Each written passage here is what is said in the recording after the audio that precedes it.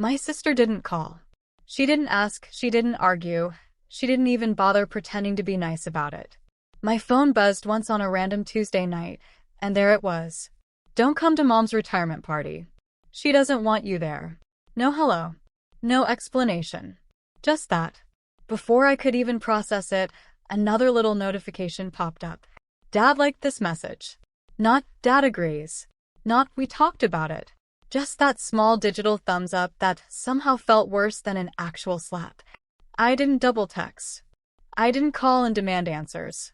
I sat there for a long second, my heart beating too loudly in a room that suddenly felt too quiet. Then I typed one word back. Okay. I hit send, set my phone down, opened my laptop, and stopped paying for the venue. 7 days later, the celebration they'd planned without me started to implode in slow motion. My phone lit up with names I'd grown up with, Mom, Dad, my sister, cousins, all buzzing on my screen like an alarm I'd finally decided not to answer. And that was only the beginning of the fallout.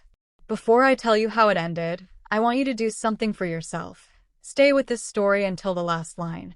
Because if you've ever felt erased by the people who were supposed to love you most, you're going to recognize yourself in ways that might hurt and help. My name is Olivia. I was 34 the year I finally understood one brutal truth. To my family, I wasn't a daughter. I was a resource. On the outside, we looked good. The kind of family neighbors wave at.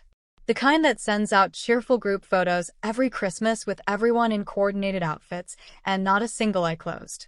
You'd walk into my parents' house and see a hallway lined with perfectly framed snapshots. Birthdays, graduations, vacations where everyone's smiling at the camera like nothing bad had ever happened off screen.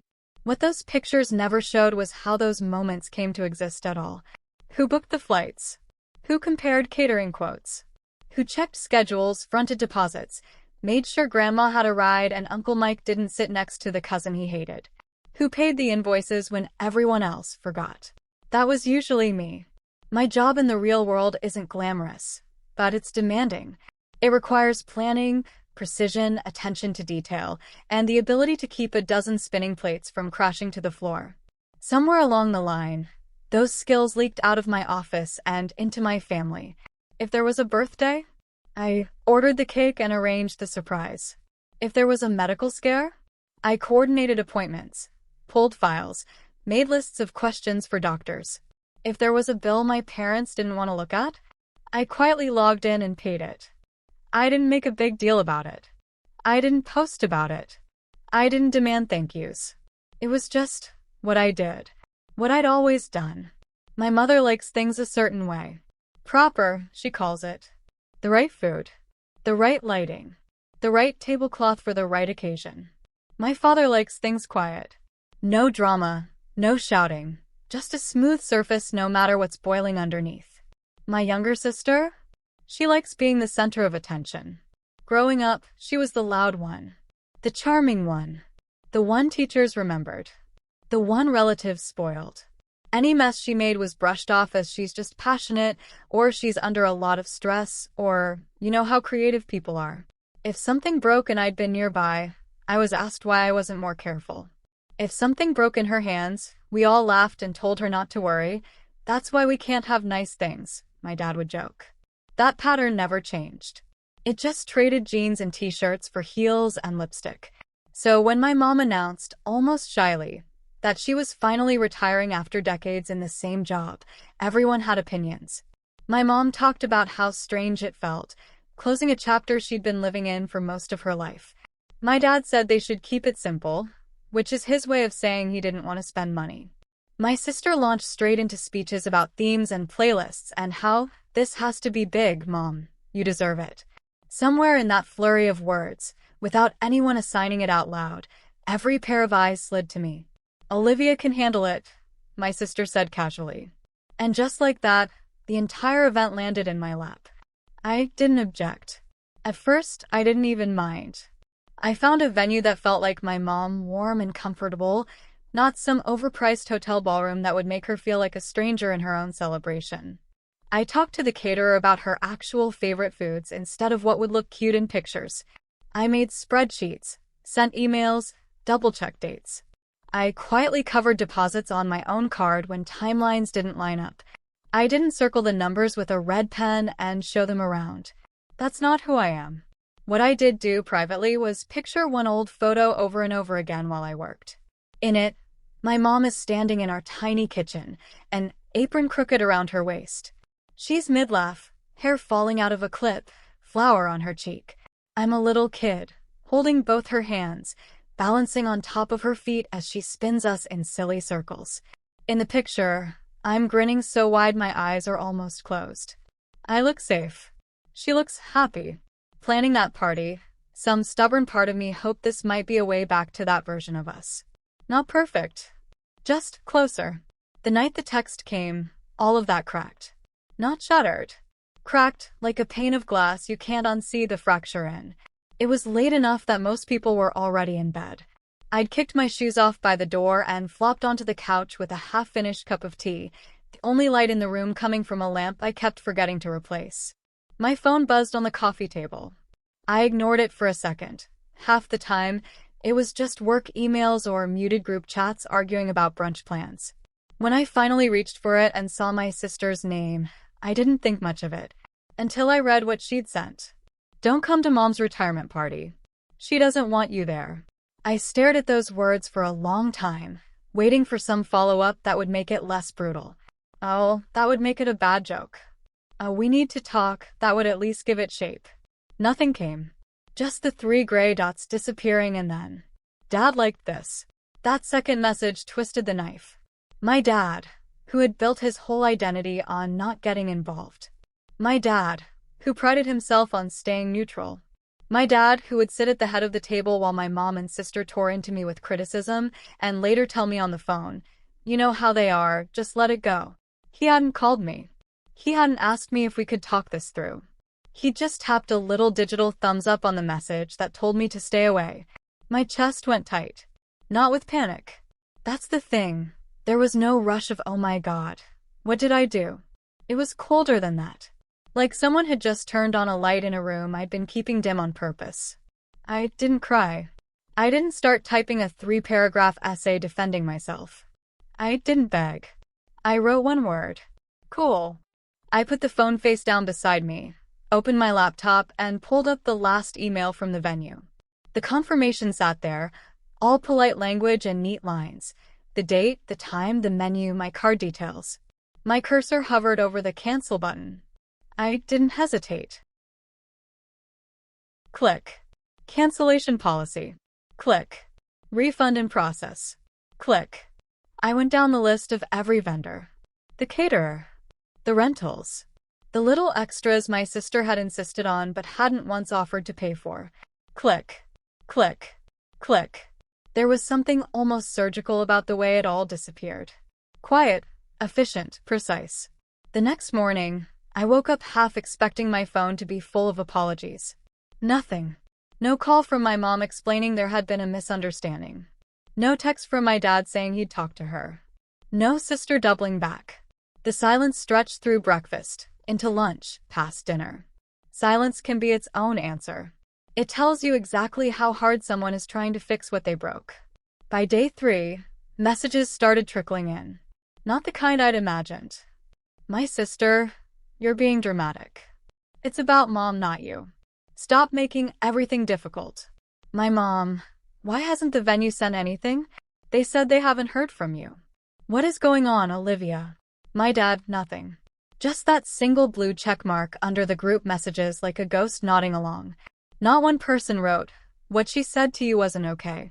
Not one person said, "That must have hurt." It was like the only problem they could see was that the gears had stopped turning because I'd stepped out of the machine. That's when something inside me shifted. Not some big explosion where I swore I'd never talk to them again. Just a quiet, steady realization. If I stepped back into the same role every time they pushed me out, nothing would change. There would always be another party, another crisis, another moment where they erased me and expected me to still show up with a smile and a credit card. And for the first time in my life, I didn't rush in to close the gap. I let it sit there. Because some instinct I couldn't quite name was whispering that this text, this exclusion, wasn't the worst thing they were capable of. Turned out that instinct was right. The date on my calendar that had once been circled as Mom's party arrived like any other day. My body woke up early anyway, muscle memory dragging me out of bed like there were still centerpieces to pick up and last-minute confirmations to make. My hand reached for my phone, then stopped halfway. There was nothing I needed to check. Instead of driving toward my parents' neighborhood, I got in my car and drove the opposite way, into a part of the city where no one knew my last name and no one cared if I showed up to anything. I found a little coffee shop tucked between a laundromat and a thrift store. No couples taking Instagram photos. No one loudly FaceTiming. Just normal people living their lives. I sat at a corner table, phone face down, watching strangers instead of my family's group chat. I didn't need a live update to know what was happening back at my parents' house. I could see it. Guests arriving dressed up, looking around for a party that didn't exist. My sister rushing to improvise. My mom plastering that too bright smile on her face, insisting this was exactly what she'd wanted. My dad hovering near the edges, holding his drink like a shield.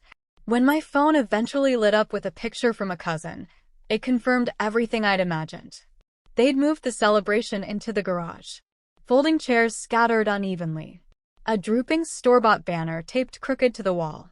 A card table holding a small cake from the grocery store, plastic containers still on the side.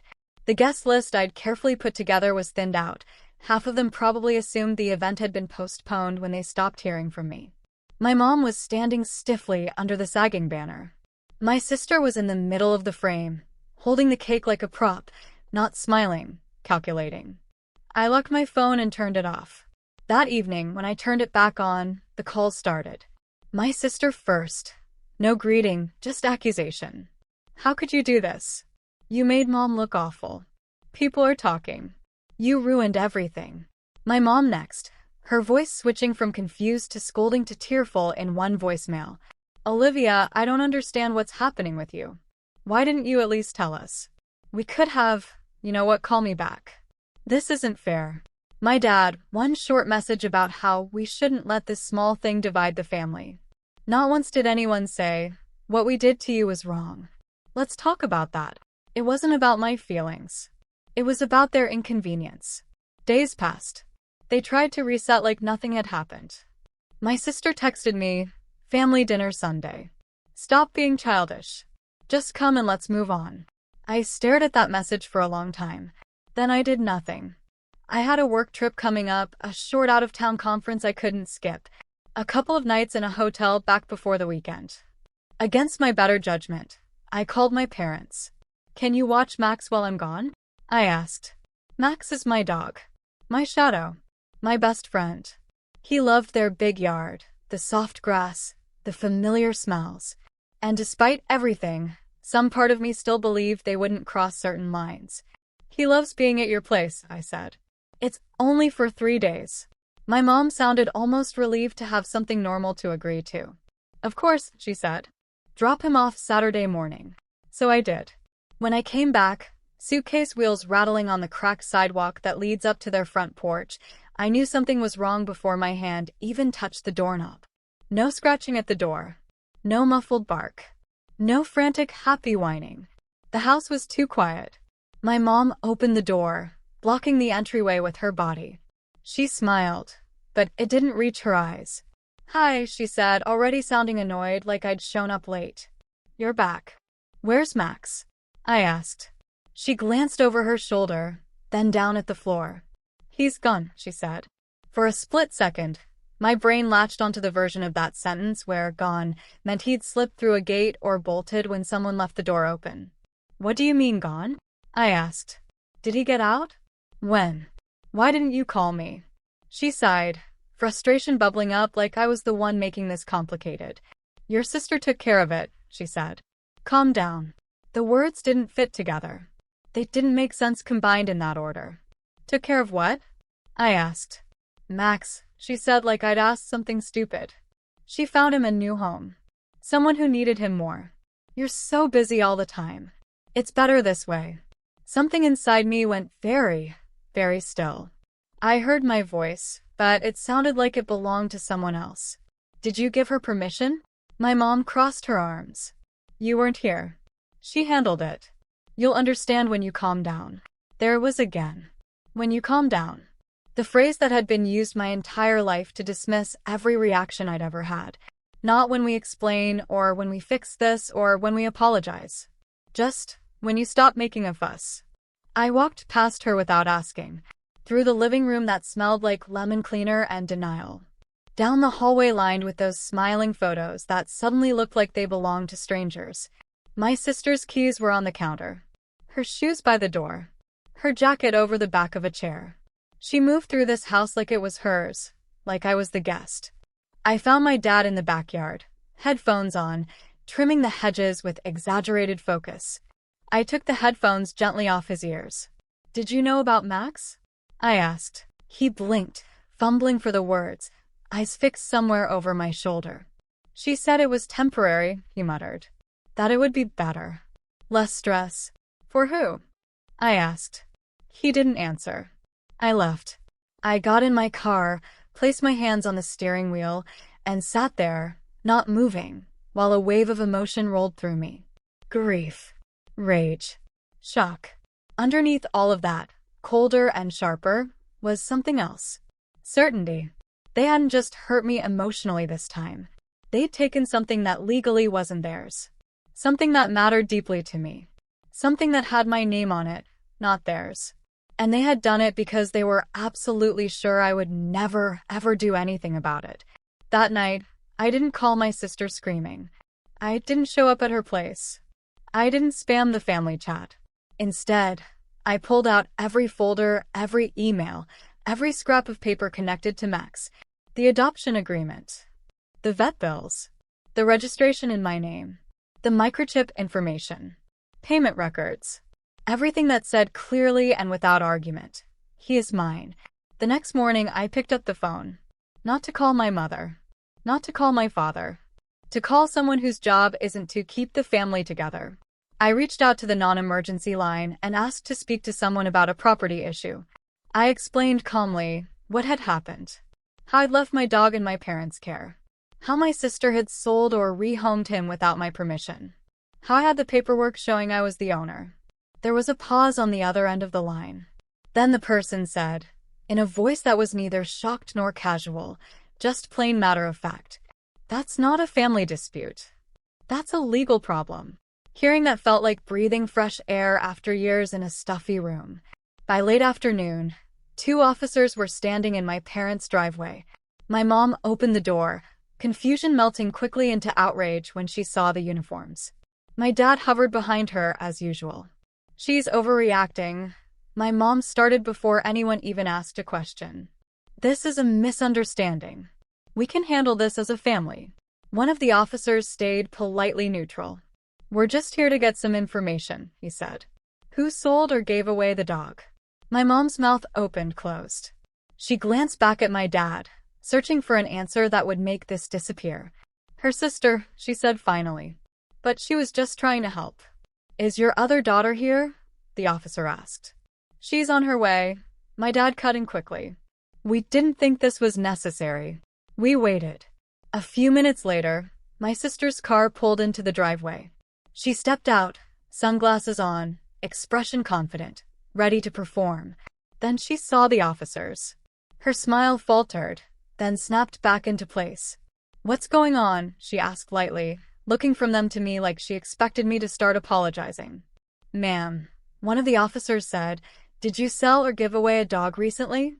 She crossed her arms, preparing her script. "I rehomed him," she said.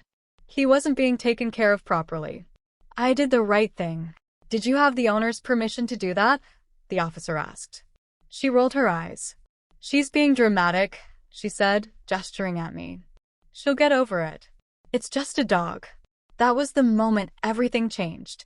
Not because of what the officer did next, but because my sister saw, maybe for the first time, that her confidence wasn't landing. That the usual "she's overreacting" line wasn't magical out here in the real world. The officer's expression didn't shift much. "Ma'am," he said evenly, "you sold property that did not belong to you. This isn't about family drama. It's about the law." When he reached for the handcuffs, my mom screamed. My dad lunged forward, hands out. "You can't do this," he shouted. "We can talk about this." This is a family matter. We'll handle it. The officer shook his head calmly. Family doesn't give you a free pass to take something that isn't yours, he said. That's not how this works. I didn't feel triumphant watching my sister being led away. I didn't feel satisfied or vindicated. I felt quiet. At the station, everything was stripped of emotion. Questions, forms, procedures. They told me how much my sister had sold Max for. It was less than what I'd paid for his last vet visit. The number made my stomach turn, not because of the money, but because of what it said about how little she valued him. They asked if I wanted to press charges. I asked for the night. I went home to an apartment that felt unbearably still, every room echoing with the absence of clicking nails and soft snores. I barely slept. The next morning, the call came. They'd tracked him down. When I walked into the shelter, he was already straining against the leash in the staff member's hand. The second he saw me, his whole body seemed to light up. He barreled toward me so hard he nearly knocked me over. I dropped to my knees on the concrete floor and wrapped my arms around him, pressing my face into his fur and breathing in that warm, familiar scent of dog and sunshine and home. That was the moment I knew. Retrieving him wasn't enough. If I walked away without pressing charges, if I treated what they'd done as another misunderstanding, I'd be handing them permission to cross any line, any time, as long as they called it family. So I went back to the station and signed the papers. My sister would have to pay restitution. It wasn't about the money. It was about acknowledging in a language they finally understood that what she'd done wasn't an argument. It was a violation. My parents were stunned. They'd assumed, as always, that once I got back what was mine, I'd smooth things over. That I'd hug my mom, let my dad pat my shoulder awkwardly, endure a tearful half-apology from my sister, and slot myself back into place. Instead, they got distance. My mom left a voicemail that night. It started carefully controlled, then spiraled. "I cannot believe you did this," she said. "To your own sister. To us. If you don't drop this, you are choosing to walk away from this family. Do you understand that, Olivia? You are choosing that." I listened to it once, all the way through. Then I deleted it. Because for the first time, I heard her clearly. She wasn't giving me an ultimatum. She was confirming something I'd suspected for a long time. This family only functioned as long as I was willing to be hurt for the sake of keeping it together. Max curled up against my leg that night and didn't move until morning. Every time I shifted, one of his paws pressed a little harder against me, like he needed to make sure I was still there. I lay awake longer than I needed to, staring at the ceiling, realizing something else. This quiet? It didn't feel like punishment. It felt like peace. In the weeks that followed, the legal part ran its course. Restitution was processed. Paperwork filed. No dramatic courtroom scene. Just the slow, steady weight of consequence landing where it needed to. I changed the locks on my door. I updated my emergency contacts and took my parents' names off, replacing them with people who had actually shown up for me when I needed them. It was strangely easy, changing numbers in my phone that had been there for decades. The hard part had been convincing myself I was allowed to. I kept going to work. I cooked myself dinners I actually wanted instead of always considering who might drop by. I took Max on longer walks. Without checking my notifications every few minutes for some new family crisis. My parents didn't come over. My sister didn't reach out. This silence wasn't the ice-cold freeze-out they'd used as a weapon before. It was simply what remained when I stopped chasing them. Some nights, I'd think about that first text. "Don't come. She doesn't want you there." I'd remember how my fingers had hovered over my keyboard, how small and heavy that one word, "okay," had felt. And then I'd look down at the warm, solid weight of my dog curled against me. At the life I was slowly choosing for myself instead of the one I'd been assigned. And I knew I'd made the right call. Peace, I've learned, doesn't arrive with fireworks or announcements. It just shows up quietly one day and stays if you let it. For a long time, I believed that love meant swallowing anything your family handed you. That if you were good enough, patient enough, forgiving enough, they'd eventually see you, value you, choose you. Now I understand something else. If being hurt is the price of admission to stay in someone's life, that's not love. That's control. And choosing yourself isn't cruelty. It's honesty. If any part of this feels too familiar, if you've been the one holding everything together for people who would drop you the second you stop being useful, you're not alone. Tell me your story in the comments. Let me know where you're listening from. And if you want to hear more real stories about boundaries, betrayal, and the soft, steady kind of justice that doesn't always make headlines, hit subscribe. You're allowed to stop making yourself smaller just so other people can feel big.